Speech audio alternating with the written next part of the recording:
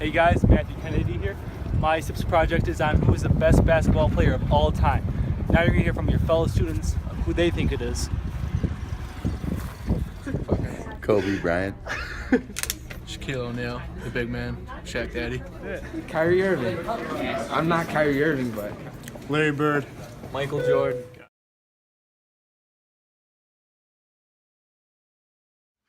Alright, so what determines the greatest basketball player of all time? Points per game, rings won, and their achievements. Now, there's differences based on position, but those overall end up equaling out because I count a rebound just as valuable as an assist or a steal. Because those are just team stats that assist the team to win, basically. Ranked number 5 for greatest players of all time is Kobe Bryant.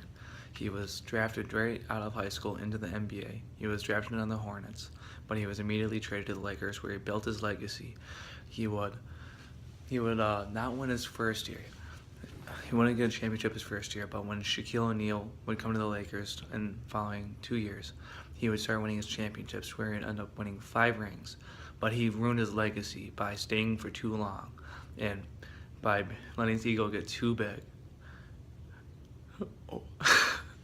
And when he let his ego get too big, he refused to pass the ball, and that ruined his ego, and that ruined his career. And that's what took Kobe Bryant from being the best basketball player of all time.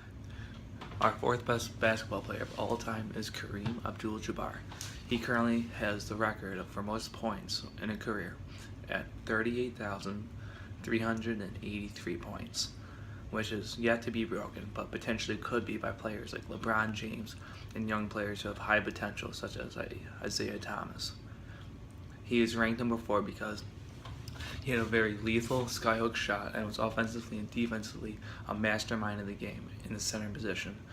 He is not higher on the list because of the fact that he played in an era where he had very little competition to get his ranks in the 80s and earlier 70s, which there was great basketball, but there was not much to stop him in the center spot. My 3rd best basketball player of all time is Wilt Chamberlain. He is well known across the NBA, and many fans know him due to his ability to score highly as a center in the NBA.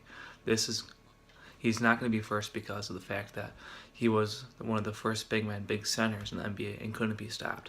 He scored 100 points in a game, and that's a current record that stands for most points in a game without a 3-point line.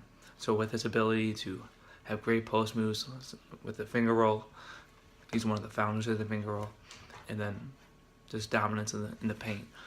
He was able to be a huge threat offensively and defensively with his size and strength. Wilt Chamberlain he's just a beast. He's going beast mode out there. You're not stopping him, but with little competition in his era, he can't be the best basketball player of all time. Alright, more recent player, LeBron James. Currently, he's at a point where he could exceed past our number 1 player, but he's going to be ranked number 2 for greatest players of all time.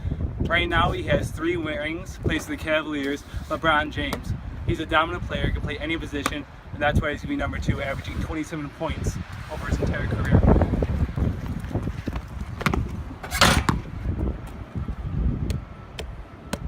Alright, and now finally, our number 1 player, Michael Jordan, who averaged 30.1 points a game, tied with Wilt Chamberlain.